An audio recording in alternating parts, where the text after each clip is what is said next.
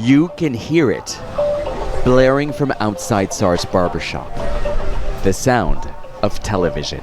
Reaching for the remote is Samba Talaba, wondering who to trust when it comes to getting the news. Senegal's government has cut transmission of several private broadcasters, saying it's because they haven't paid their transmission fees. Talaba isn't buying it. I think there's so much blah blah.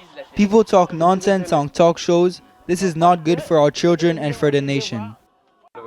Instead, Talaba turns to what has become a familiar source, more gripping, he says. The government favors social media, more direct for reaching the demographic that got it into power, shunning traditional media. We're all for freedom of speech as long as it's within the law, but lately there's been a lot of fake news, and honestly, some people are using that freedom to stir up division, especially groups linked to the old regime. They're turning traditional media into a weapon. 2 private broadcasters are being slashed in a bid to trim government spending. This is a setback for the popular channel Walf TV.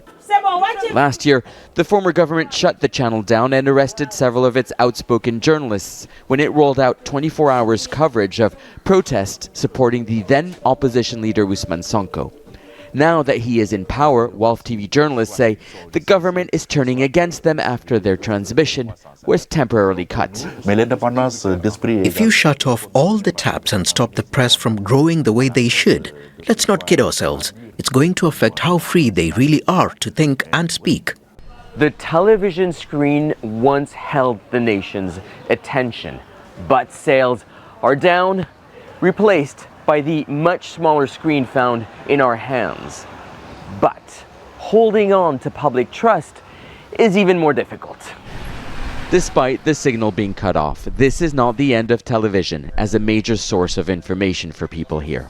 For the barber, it appears as an act of desperation. He says, in the face of so much to watch, recognizing the truth has become harder than ever. Nicolas, Haque, Al Jazeera, Dakar. Make sure to subscribe to our channel to get the latest news from Al Jazeera.